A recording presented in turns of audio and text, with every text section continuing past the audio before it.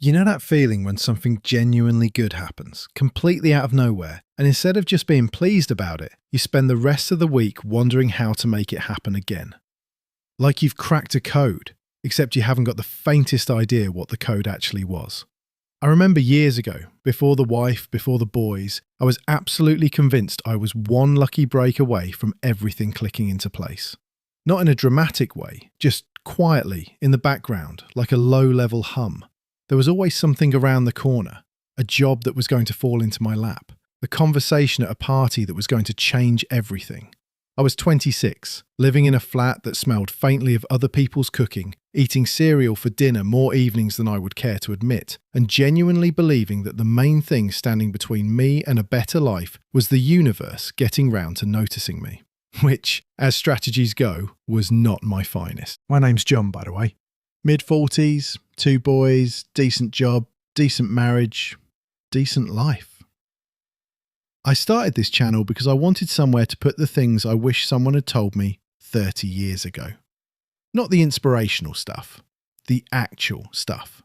The things that are obvious in hindsight and somehow completely invisible in the moment. This is one of them. Luck is real. It is just a terrible plan. And I say that as someone who has genuinely been lucky. I won't pretend otherwise. I married someone who is considerably more organised than I am, which has probably saved me from several medium-sized disasters. I got a job once, almost entirely because I happened to be in the right place on a Thursday afternoon when someone needed filling in at short notice. Good fortune is real. I have had some of it. I am not going to stand here and tell you the world is a perfectly fair meritocracy, where hard work always wins and luck never matters. Because that would be nonsense. And you'd know it was nonsense. And then neither of us would trust anything else I said. But here's the thing I got wrong for a long time. I confused being lucky occasionally with luck being a strategy. Those are two completely different things, and I genuinely didn't see the difference until it had cost me several years I could have used better. Picture this. I am 29. I've been in the same job for 3 years. It is not bad. It is also not going anywhere. I'm sitting in the car park on my lunch break, eating a slightly sad sandwich, scrolling through the jobs section of some website with the enthusiasm of a man who has no intention of actually applying for anything. Because what I am really doing, if I'm honest, is waiting. Waiting for someone to notice me. Waiting for an opportunity to simply materialize. Waiting for the universe to send something my way without me having to do the uncomfortable work of going to get it myself. That is a lot of waiting to do in a car park eating a cheese and pickle sandwich. And the strange part is, it felt like patience. I told myself I was being patient, biding my time, playing a long game. Except there was no game. I hadn't actually decided anything. I was just sat there in neutral, with the engine running, going absolutely nowhere, hoping the car park would somehow transform into a motorway if I waited long enough. The thing about waiting for a lucky break is that it is almost indistinguishable from avoiding the actual work.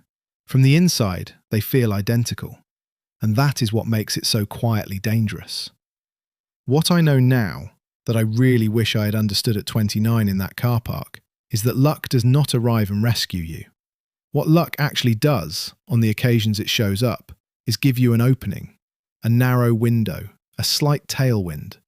And whether that opening becomes anything depends almost entirely on whether you have done the work to be ready for it. I have watched this play out up close.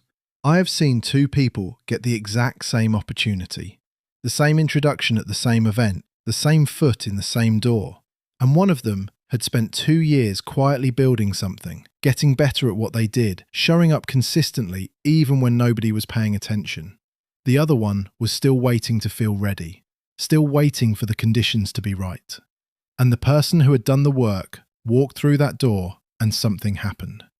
The other one sort of shuffled up to it and then stepped back. Same luck, completely different result.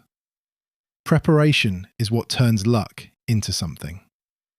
The other thing that gets me, looking back, is how much I was banking on a single dramatic moment, as though life was going to present itself as a clear before and after, a door that opened and changed everything. And the honest truth is that almost nothing good in my life has arrived that way. Almost everything has been the result of something quite boring.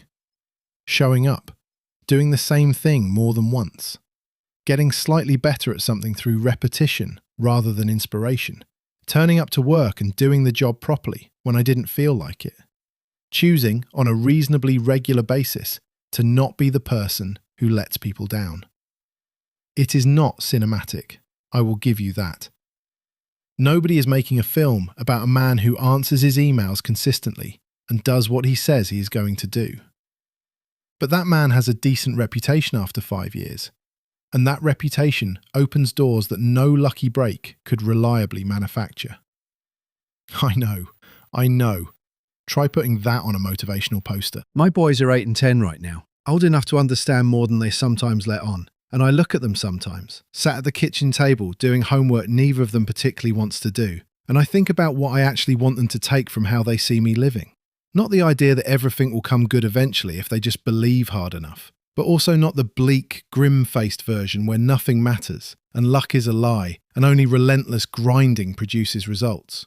The thing I want them to understand is this: build a life that works on ordinary days, not the lucky days. Not the days when everything falls perfectly into place and you feel unstoppable and the sun is out and someone says exactly the right thing at exactly the right moment. Build something that still functions on the grey Tuesday in November when nothing feels particularly inspired, when you are tired, when you don't feel like it, when the motivation has gone for a walk and hasn't come back yet. Because that, it turns out, is most of the days. Most of it is ordinary days. The skills you build on those days are yours permanently.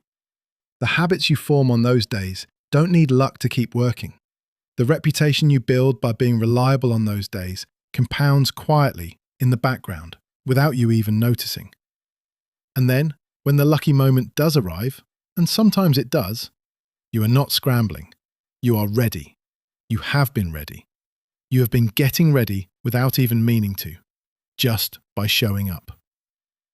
And if the lucky moment doesn't arrive, which is also possible, then you have still built something. You still have the skills, the habits, the reputation.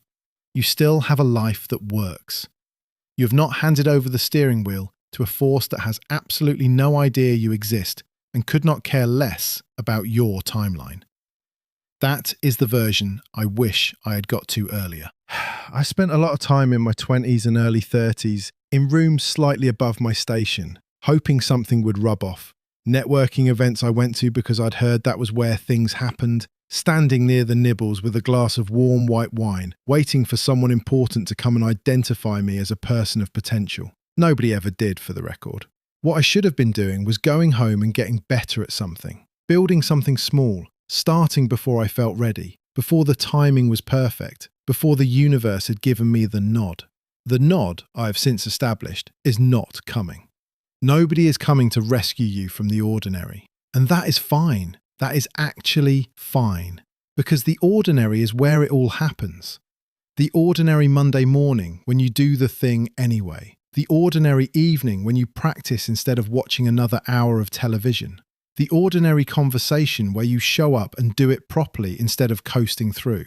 That is where the life is built. Luck will do what it does. It will arrive occasionally, unannounced, and hand you something. And when it does, brilliant, grab it with both hands. But your life should not be sitting in a waiting room with its coat on, hoping to be called.